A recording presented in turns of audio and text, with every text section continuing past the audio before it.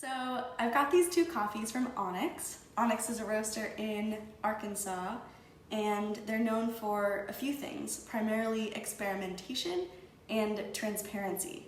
So one of the ways that they show you this commitment to transparency is when you go on their website to buy a coffee, they actually tell you exactly how much they paid for the unroasted coffee beans, which is really cool. I haven't seen other roasters doing that. For this guy, Geometry, Onyx paid $3.25 per pound and $3.75 per pound for each of those two coffees in there. For the Burundi Natural that I'll be tasting as well, they paid $5 per pound for the unroasted coffee.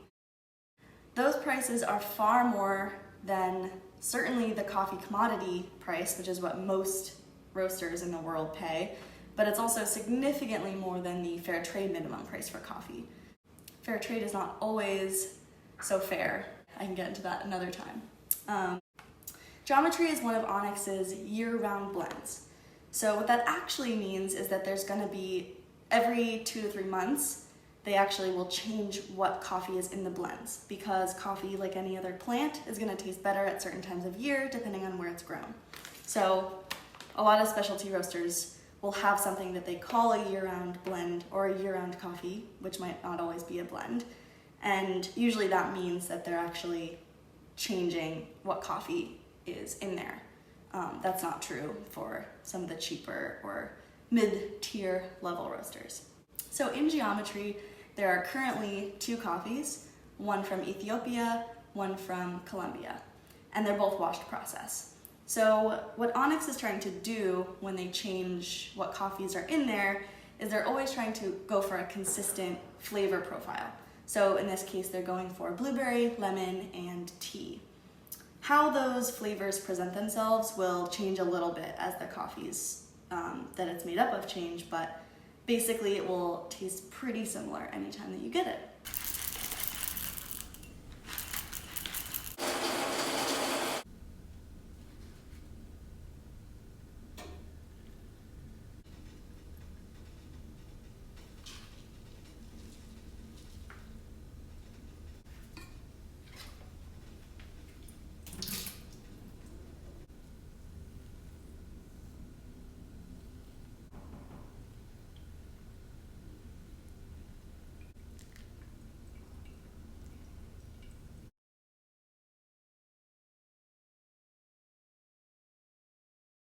I really get the blueberry and the lemon right up front.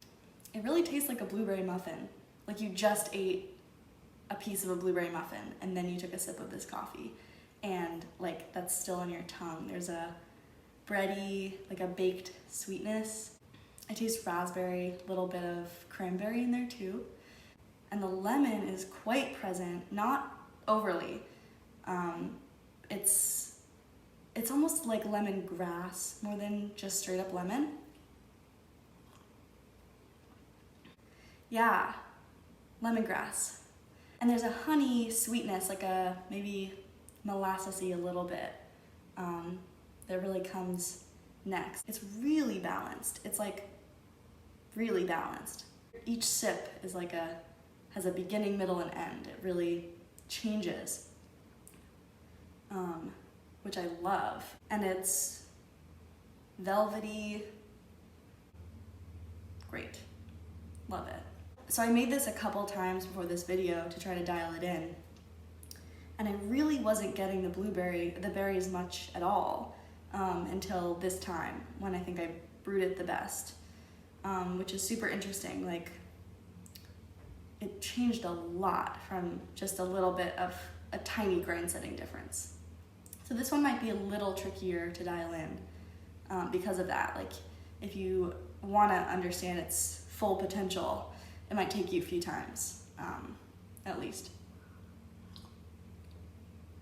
Yeah, that's a big part of this coffee now. So next I'm going to try making this Burundi. It's a naturally processed single origin coffee. I can get more into what both of those mean another time, but for now I'll just say all coffee is processed in some way. Most coffee is wash process nowadays. It used to be that all coffee was naturally processed. Natural processed coffees sit out in the sun for usually several weeks. That means that the seed, the coffee bean, the seed of the plant, stays sitting in the fruit, the coffee cherry, for much longer than in a wash process. And that introduces a lot of other flavors into the final coffee. Usually it's associated with berry flavors and dried fruit. When you get to try it for the first time, it's wild. So let's do it.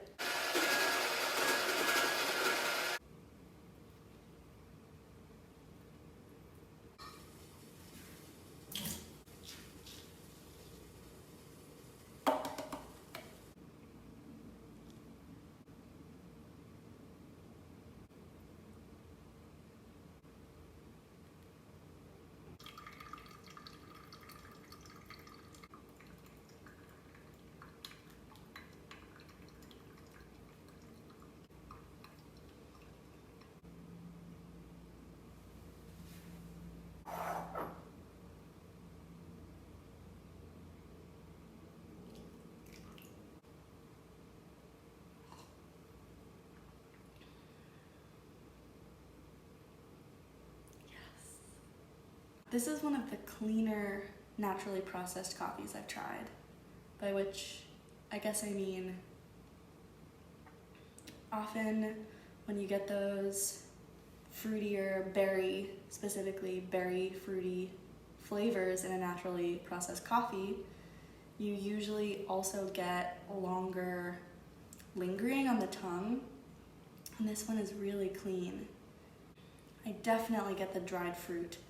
It tastes like raisins, but also like apricots. Apricots.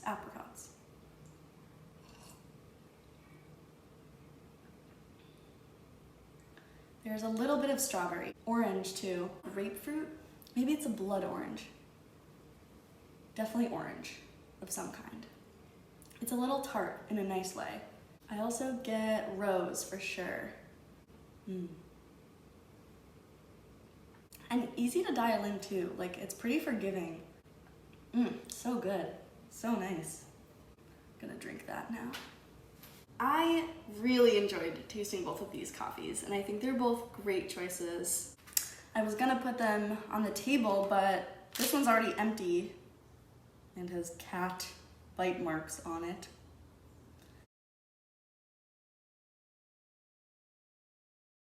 Geometry is a wonderful option if you're looking for something that is super balanced with both the sweetness and the brightness.